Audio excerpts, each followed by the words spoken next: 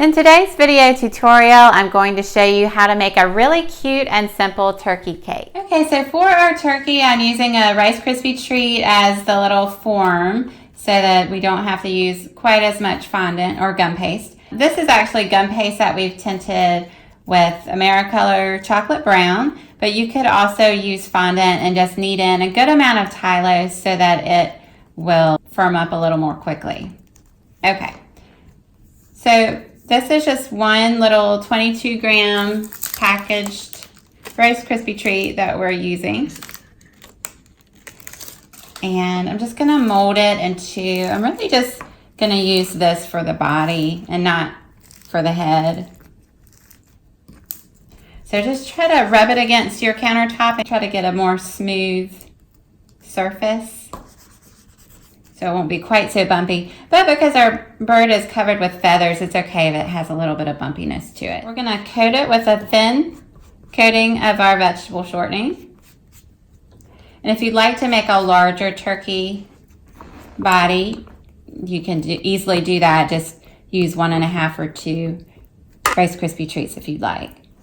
Okay, so we have sort of almost an egg shape. And I'm just gonna cover the body with our gum paste. Okay, and just trim away the excess.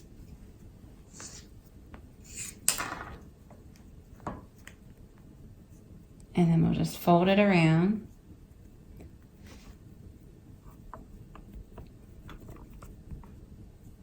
Okay. And just kind of play with it until, I think it helps if it can stand on its own, although we are going to have an anchor. Another thing I'm going to do is I'm going to take this long lollipop stick and just twist it back and forth as I push it through the rice cereal treat to the other side. We're going to use this as our little anchor on one side. This is going to hold it into the cake, and the top is going to be a form that we're going to kind of mold the turkey's neck around. If you don't have a lollipop stick that's long enough, you could just use 2 separate anchors. Okay. So we're looking pretty good for his body. And then for the head, make a little ball. So I'm going to go ahead and just twist this to make a little hole in the bottom, just so when we piece everything together later, it will be a little bit easier. So just set that there for right now and let it start to set up. And then I'm also going to take a piece of our gum paste, and wrap it around to create the neck. And we'll trim away the excess around the top in just a second. But you can just use your finger to sort of rub that seam, and it will make it a lot less noticeable. Plus, I think we're going to give our turkey a little bow tie or something cute around the neck to hide that. Okay. I'm just going to use this, let's see, this medium round piping tip. This is a tip 12. And I'm just going to make impressions using one side so that we can get our curved little lines to give it the look of feathers. Okay, so I'm just going to take this all over the body. Okay, so now I am going to slide on the head. The head is still a little bit on the soft side. You could, if you're working in advance, just let it firm up and then piece everything together later. But I still feel like it's started to set up enough that it's holding its shape nicely. So what I'm going to do now is, I think we might add wings a little bit later. I'm going to think about what I want to do for that. But I have just a roll of paper towels here, or if you have a cake dummy on hand, you could use that. But I'm just going to slide him in to the paper towel roll by just pushing down that lollipop stick anchor. And that way I don't have to worry about him becoming flat on the back side just from laying down on the countertop. Okay, so we'll let him dry for a little while and We'll meet back once he's begun to set up a little bit more. Okay, so now I'm going to quickly make some wings. And so to do that, I'm going to start out with just a little ball of brown that we're going to flatten, pinch on one side. So it's more like a little curved teardrop.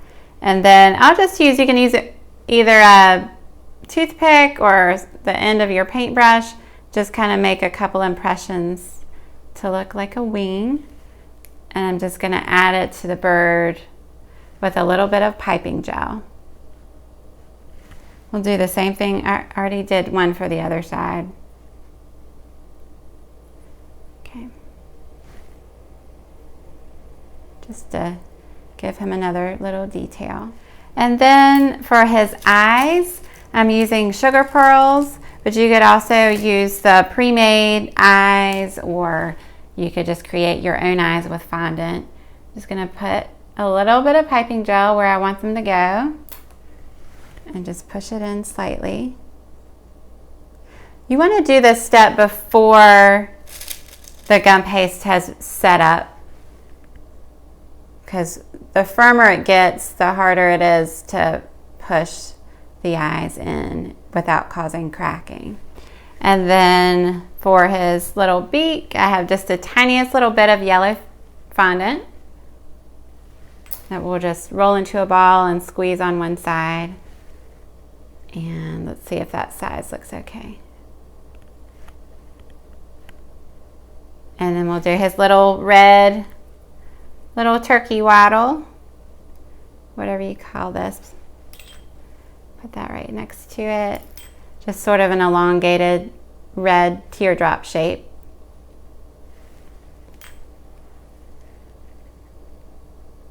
And now he's starting to look like a turkey.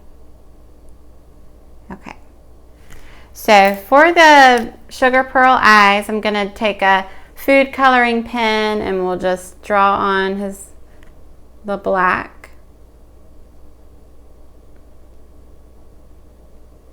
You could do this beforehand also, but it's a little bit easier for me to do it this way. Okay. Okay, so for the turkey's top hat, I just used a 1M piping tip, the large side, to make my circle cut, and that's going to be our brim. And I still just squeezed it just slightly to make it ever so slightly larger. And you could also just roll a ball of your fondant and just flatten it for the brim, but this gives us a more precise circle. Okay. If it's completely floppy, you could just let it set up a little bit on your countertop, but it looks like this is holding its shape for us. And then for the rest of the top hat, just take a ball of your black fondant and just roll it back and forth to create a little cylinder and just flatten it on each side. And then you'll have the top part of the hat.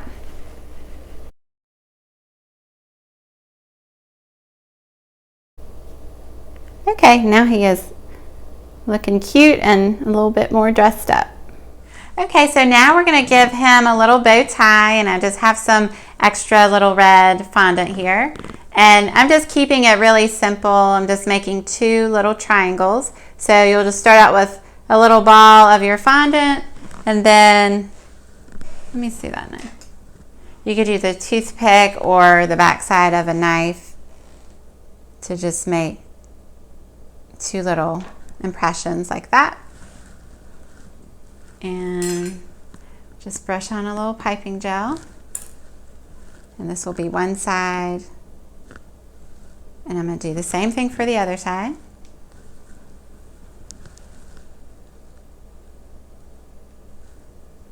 Let's see if this is the same size.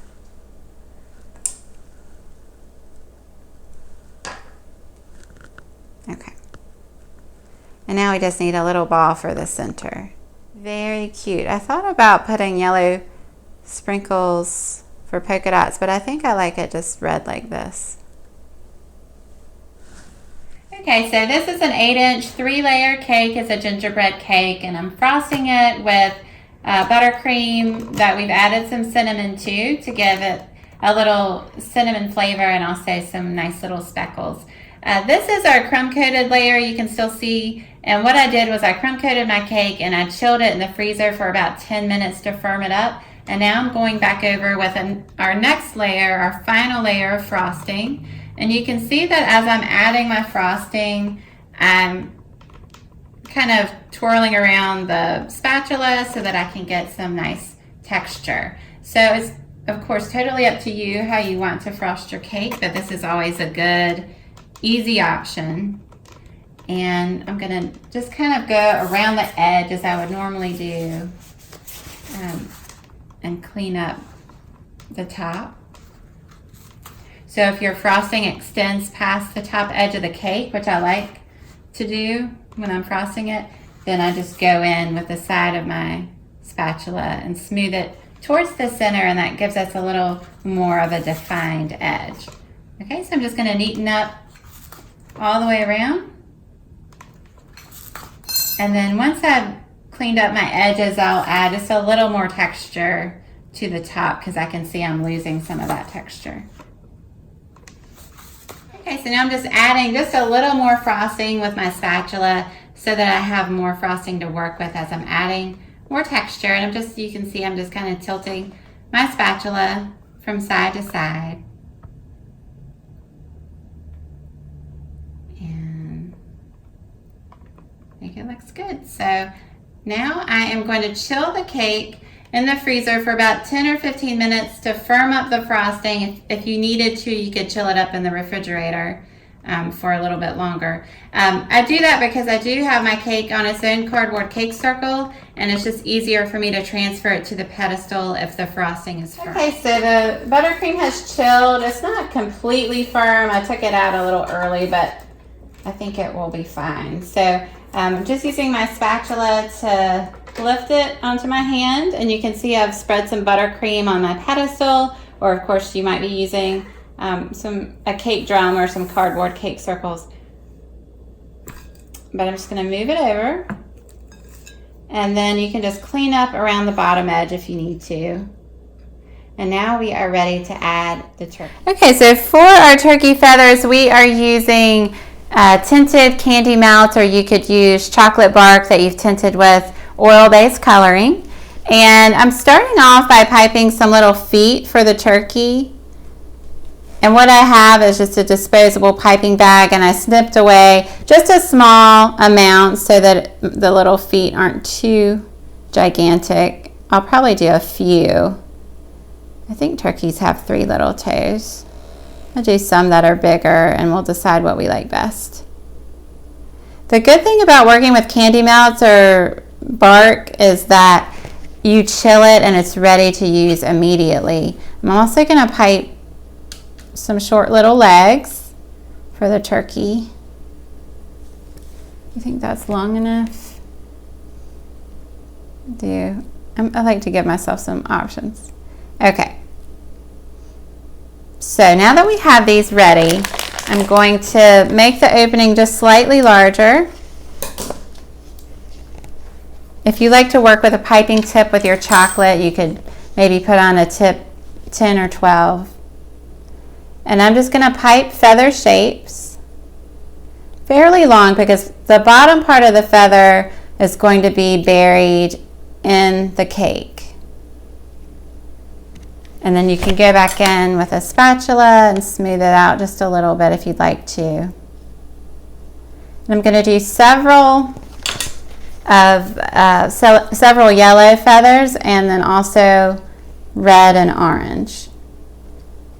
And one little helpful tip, if you are using the pre-colored candy melts, sometimes when they melt, they're still a little bit on the thick side. So if that happens to you, you can just stir in a little bit of melted vegetable shortening to get the consistency that you need. You can see I'm letting the feathers stay just a little bit on the thick side. That way they won't soften in the buttercream or in the cake too much and become fragile. Okay, I'm just moving right along. You can see now I'm piping some red, and I'm going to do a few orange also. And We'll meet back after we've chilled it. We're going to chill these feathers in the freezer for about 10 minutes or until they're very firm, and then it will be time to place them right into the cake. Okay, so for his little legs, I'm just going to pick a couple that look the same size. Where's my other leg? Here it is. Okay, so we will just push that right in front of the turkey. Okay.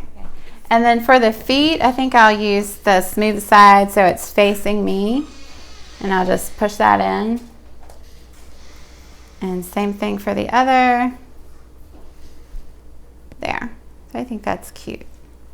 Okay, and now I'm just going to start pushing our chilled feathers right into the cake.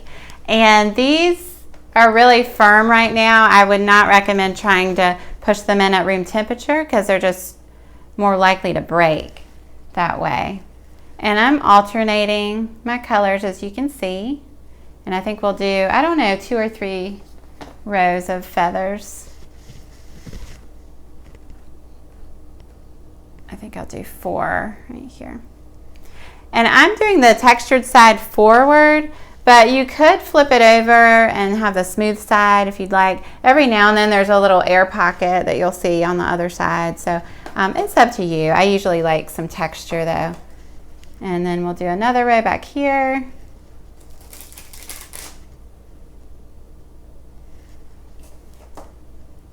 Let's see. Oops, I did 2 red in a row.